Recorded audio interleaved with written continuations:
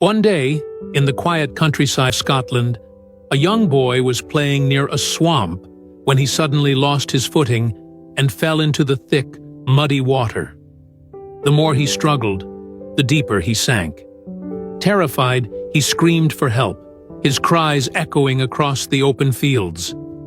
A poor farmer named Fleming was working nearby when he heard the desperate cries. Without a second thought, he dropped his tools and ran toward the sound. As he reached the edge of the swamp, he saw the child flailing, barely able to keep his head above the water.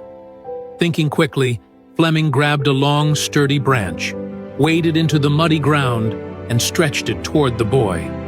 With great effort, and at the risk of his own life, he managed to pull the child to safety. Exhausted but relieved, he helped the boy to his feet and sent him home. The next day, a luxurious car stopped in front of Fleming's modest hut. A wealthy man stepped out, approached the farmer and said, "I am the father of the child you saved yesterday. I cannot thank you enough for saving my son's life. I know I can never truly repay you.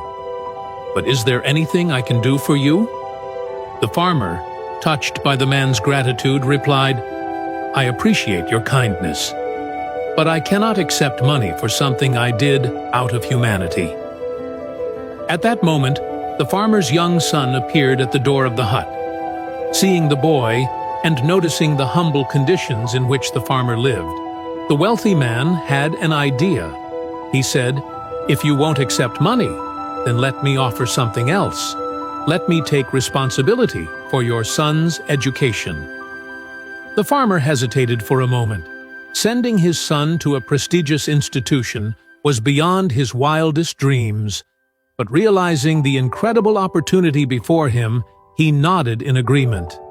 Thanks to the sponsorship, young Alexander Fleming was admitted to the finest schools, where he excelled in his studies.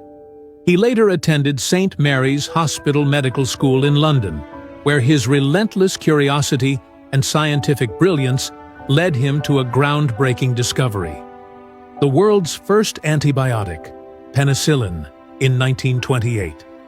This miraculous drug would go on to save millions of lives. But the story doesn't end there. Years later, during World War II, the wealthy man's son fell seriously ill with pneumonia. His condition was critical, and his survival seemed uncertain. He was treated with penicillin, the very drug discovered by none other than Sir Alexander Fleming. That wealthy man's son was none other than Winston Churchill, who later became the Prime Minister of Britain twice. This story is a powerful reminder that kindness has a way of coming full circle. A selfless act, done without expectation of reward, can return in ways one could never imagine. Do good for others, not for recognition, but because it is the right thing to do. One day that kindness may find its way back to you in the most extraordinary way.